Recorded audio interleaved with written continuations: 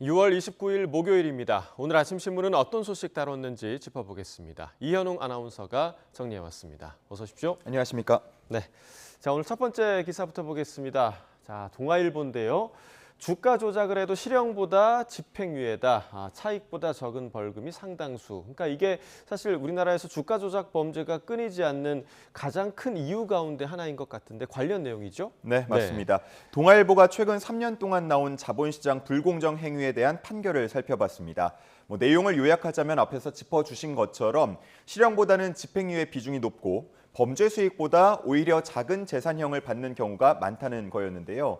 그러다 보니까 한 금융당국 관계자는 주가 조작범들이 걸려도 남는 장사고 안 걸리면 땡큐다라는 생각으로 상습적으로 범행에 나서고 있다고 진단했습니다. 자, 안 걸리면 땡큐다. 자, 어떻게 판단을 하면 범죄 수익보다 벌금이 적을 수 있는 건가요? 네, 그 이유는 정확한 부당 이득에게 산정이 힘들다고 판단을 하기 때문입니다.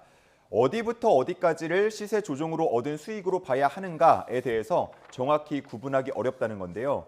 이에 대해서 전문가들은 부당이득을 보다 적극적으로 산정을 해서 경제적 처벌을 강화해야만 범죄를 근절할 수 있다고 말하고 있고요.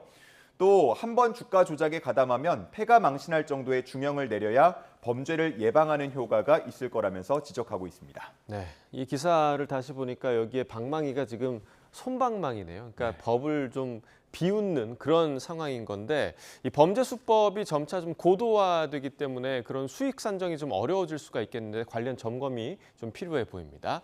자, 다음 기사 보겠습니다. 자, 미국에서 이 소셜 미디어에 대한 청소년에 대한 그런 보호가 강화된다는 그런 내용인가 봐요. 네, 청소년의 소셜 미디어 중독이 사회적 문제로 대두되고 있습니다. 학업에 방해가 되는 건 기본이고요. 거식증이나 우울증 등 정서적 문제를 앓거나 또 성인이 청소년에게 접근해서 성착취를 하는 사건들도 발생하고 있죠. 그러다 보니까 미국 정치권에서는 소셜 미디어를 운영하는 빅테크 기업에게 청소년 보호 강화를 압박하고 있고요. 이에 맞춰서 각 기업은 새로운 기능들을 도입하고 있습니다. 자, 이쪽 오른쪽에 그래픽을 보시면 주요 소셜미디어 기업의 청소년 보호 기능에 대해서 나와 있어요. 네, 그렇습니다. 주요 내용을 몇 가지만 살펴보자면 페이스북은 부모가 자녀의 사용 시간이나 메신저 대화 상대를 확인할 수 있도록 했습니다. 그리고 인스타그램은 성인이 청소년에게 메시지를 보내지 못하도록 제한을 했고요. 틱톡은 하루에 60분 미만으로만 사용을 가능하도록 하고 그 이상 사용하려고 하면 부모가 설정한 비밀번호를 입력하도록 했습니다. 자, 그런데 이 기사 그 아래쪽 또 다른 기사를 보자면 규제 손 놓은 한국이라는 제목이 나와 있습니다. 그러니까 위에 있던 이 보호 기능이 우리나라에서는 적용이 안 된다는 얘기인가요? 네, 비슷한 기능 자체는 도입돼 있습니다. 하지만 해외에서는 이 문제가 정치권에서 다뤄지면서 부각되고 있는 반면에 국내에서는 크게 다뤄지지 않고 있는데요. 해당 기능들에 대해서 알고 있는 부모가 많지 않고 또 사용을 하기 위해서는 미성년자들의 동의가 필요하기 때문에 실효성이 크지 않다는 지적도 이어집니다.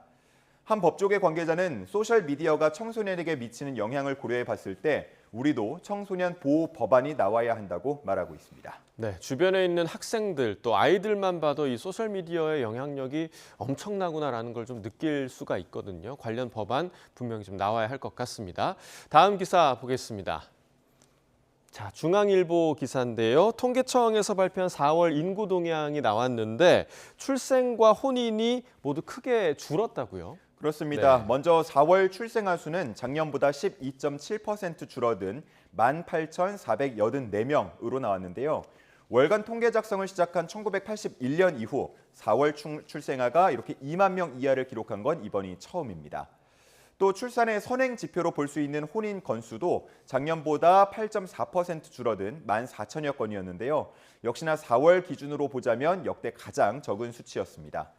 지표가 이렇다 보니까 올해 합계 출산율 역대 최저를 기록했던 작년에 0.78명보다 더 떨어질 수 있다는 우려가 커지고 있습니다. 네, 정말로 좀 심각한 문제가 아닐 수 없는데 이 서울신문에서는 먼저 초고령 사회에 진입한 독일과 스웨덴을 방문해서 저출산 해법을 좀 들어봤나 봐요. 네, 그렇습니다. 지금 보는 이 기사인데요. 네. 제목을 보면 아빠가 변해야 인구가 변한다라고 쓰여 있죠.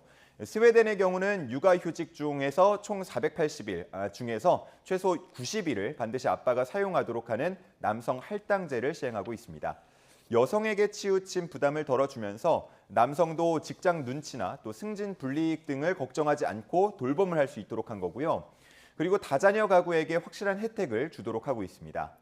이웃나라 독일은 자녀 수에 따라서 장기 요양 보험료율을 달리하면서 일종의 싱글세 개념을 도입했습니다. 동시에 출산 휴가 동안 임금의 100%를 지급하고 최대 3년의 육아휴직 기간 동안에는 해고를 금지하기도 했습니다. 합계 출산율 반등을 이끌어냈던 이 두 나라의 노력을 우리도 참고해 볼 필요가 있겠습니다. 네. 합계 출산율 반등을 이끌어냈다는 거는 그만큼 정책의 효과가 있었다라는 것을 분명히 좀 입증하는 부분이 아닐까 싶은데 이 해외 사례를 우리도 분명히 좀 참고할 필요가 있어 보입니다. 다음 기사 보겠습니다. 자, 한겨레 기사인데요. 자, 최근에 영국 BBC 보도 중에서 원숭이를 학대하고 살해하는 영상이 생산되고 판매되고 있다. 이런 보도가 있었는데 이 동물판 N번방이라는 표현도 좀 사용이 됐네요. 그렇습니다. 이 BBC가 취재한 내용을 보면요. 미국이나 영국, 호주, 중국, 일본 등 다양한 국적의 사람들이 참가하고 있는 그룹이 있다고 합니다. 비공개 그룹이고요. 원숭이를 고문할 방법을 설문 등을 통해서 결정합니다. 학대 방법에 대해서는 상상할 수 없을 정도로 끔찍해서 제가 차마 이 방송에서는 전하기는 어려울 것 같습니다. 이후에 브로커는 인도네시아에 있는 영상 공급 업체를 섭외해서 실제 그 주문대로 원숭이를 학대하거나 살해하고 그 장면을 영상에 담아서 판매합니다. 이 영상은 수십에서 수백 달러에 판매가 되고 있었습니다. 네, 이런 영상이 제작되고 유통된다는 것, 제 상식선에선 조금 정말 이해할 수 없는 그런 부분인데 이 보도 이후에 관련 수사가 좀 이루어지고 있는 건가요? 네, 인도네시아 경찰 측은 해당 원숭이들을 구조하고 또 영상을 만든 사람 중 일부를 체포했습니다. 또 문제가 됐던 텔레그램 비공개 그룹 등은 현재는 모두 삭제된 상태라고 합니다. 미국에서는 동물 학대물의 소비 방식 등이 아동 성착취물을 연상케 한다면서 동물 학대 범죄를 강력 범죄로 인식해야 한다는 목소리가 커지고 있습니다. 네, 분명히 강력 범죄고요. 엄벌에 처해져야 할 것으로 보입니다. 자, 마지막 기사 보겠습니다.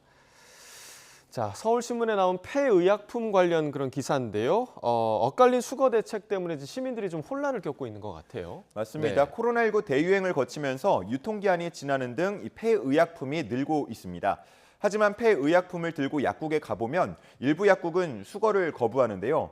대신해서 주민센터나 보건소로 가라고 안내합니다.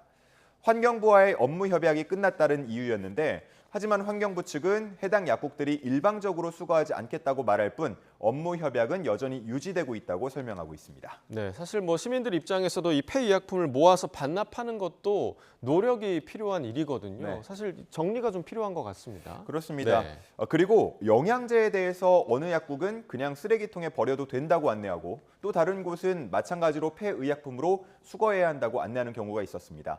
이렇게 혼란을 겪고 발걸음을 돌리는 시민들은 그냥 쓰레기통에 버리려고 했다라고 말하기도 했는데요.